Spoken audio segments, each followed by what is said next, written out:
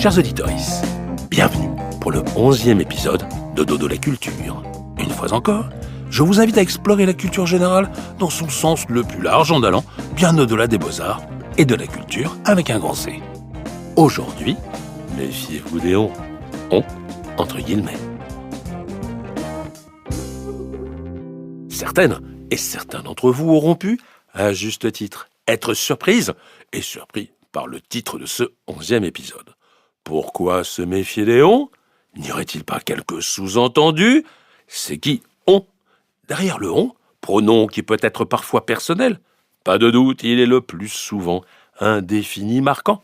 À coup sûr et dans tous les cas, je vous le démontrerai, c'est QFD, une large part d'imprécision et donc d'indétermination.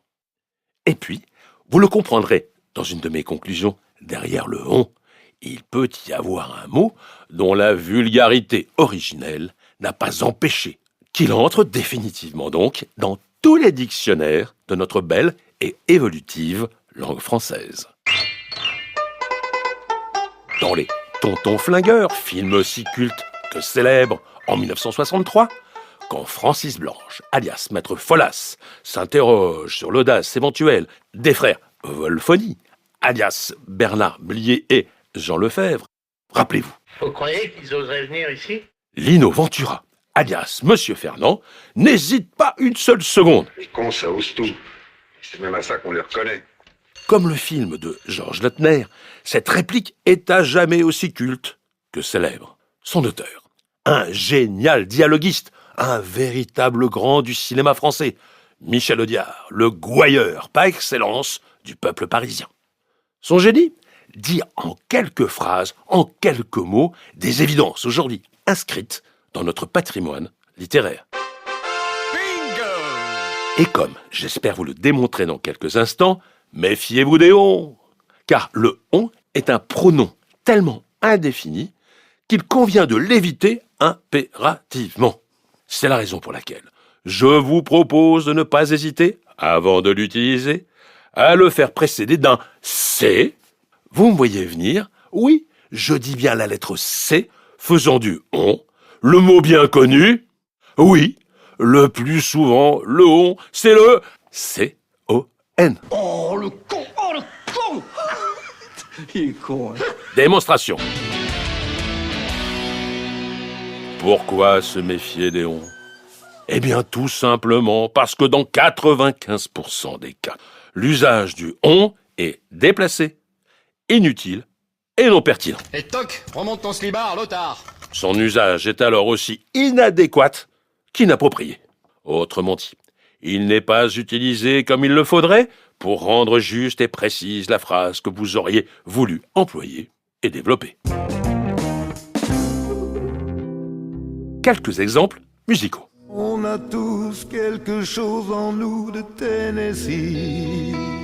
Belle, très belle chanson écrite en 1985 par Michel Jean Hamburger, hamburger en allemand, et évidemment bien connu sous le nom de Michel Berger, trop tôt disparu à l'âge de 46 ans en 1992. Et c'est bien sûr l'interprétation de Johnny Hallyday qui a rendu cette chanson immensément célèbre. Très bien, on, très bien, mais c'est qui on ? Un homme, des hommes, une femme, des hommes et des femmes, des Français, le genre humain ? Et c'est qui Tennessee ? Un des 50 États des États-Unis d'Amérique, avec Nashville comme capitale bien connue aussi pour les amoureux de la country music ? Pas sûr que tout le monde soit au courant que cette chanson est un hommage à un grand auteur américain en la personne de Tennessee Williams, bien connu pour 2 livres adaptés au cinéma. Un tramway nommé Désir, d'Elia Kazan, avec Vivian Leigh et un certain Marlon Brando, film qui le propulsera au firmament des étoiles d'Hollywood.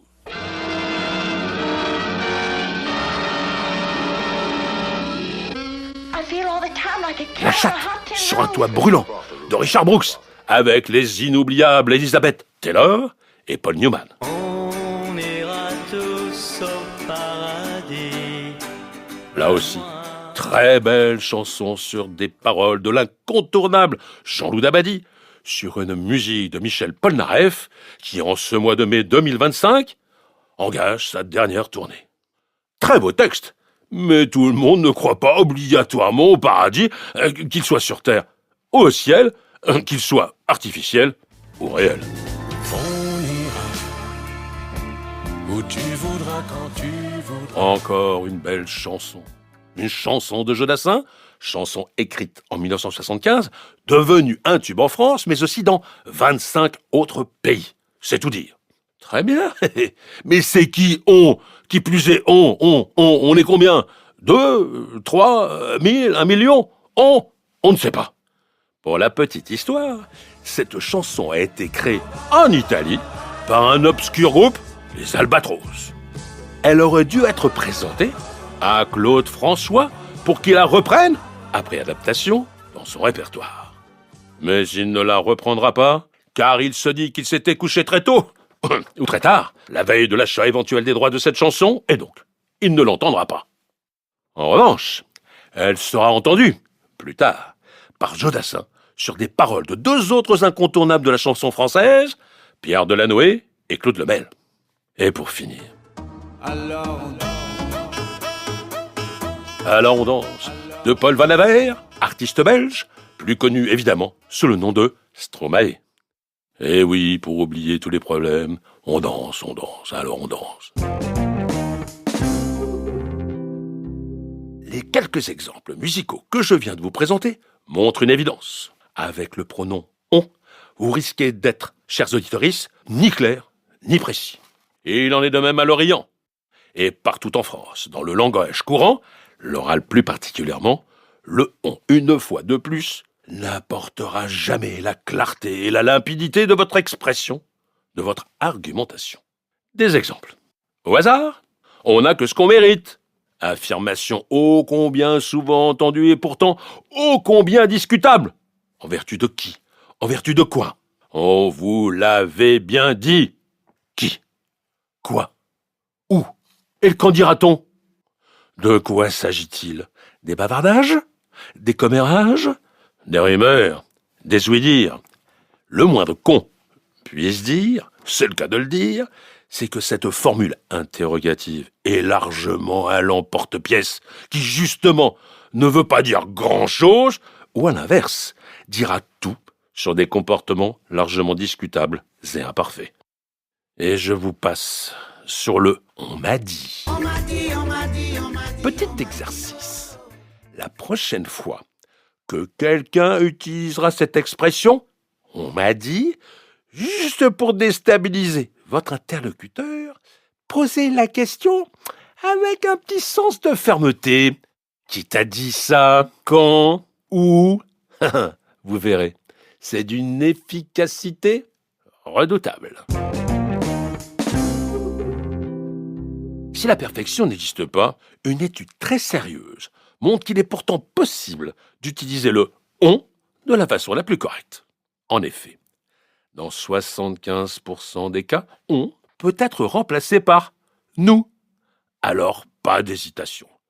Plutôt que de dire « on est parti en vacances », dites « nous sommes partis en vacances », sachant qu'il sera sans doute utile voire nécessaire de préciser, évidemment, les personnes avec qui vous êtes partis en vacances. Ça va de soi. Idem. Autre exemple. Si vous dites « on s'est bien amusé », moi et les personnes qui vous ont accompagné dans l'amusement. Vous direz donc « nous nous sommes bien amusés ». Ça va de soi. Dans 20% des cas, le « on » va rester un véritable pronom indéfini avec un sens ambigu qui laissera, par définition, moultes interrogations. Qu'on est bien en vacances. Qui? On? Tous les Français? Quelques Français? La majorité des Français? Quand vous êtes étranger et que vous passez vos vacances en France? N'oublions pas que la France est la première destination touristique avec, en 2024, 100 millions de visiteurs. N'oublions pas non plus l'expression qui vient du yiddish, ce parler germanique repris en allemand et qui se traduit en français par « heureux comme Dieu en France ». Seul dans 5% des cas, oui seulement 5% des cas, l'usage du « on » sera à 100% un réel pronom personnel authentiquement indéfini. On est jeudi, on est en mai, on est en 2025 pour prendre 3 exemples pris dans notre calendrier grégorien devenu celui de l'ère commune.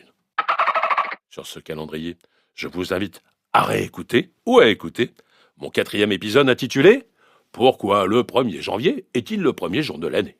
J'espère vous l'avoir démontré. Très et trop souvent, on est utilisé à tort et à travers et n'est donc pas utilisé à bon escient.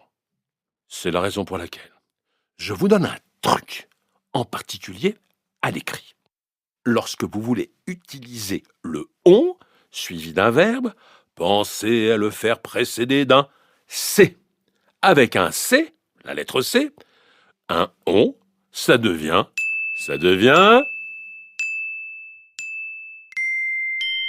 con, évidemment.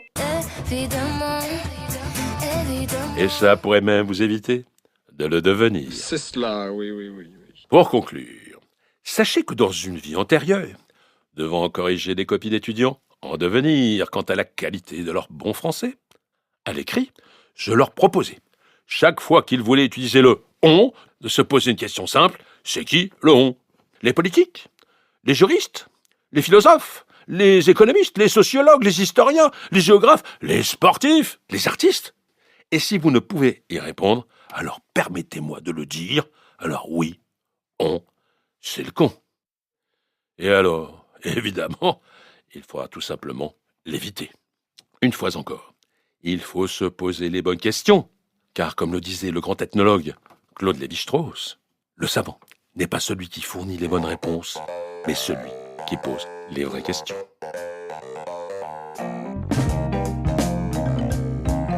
Voilà, c'était le 11e épisode de Dos de la culture sur le thème « Méfiez-vous des on entre guillemets ».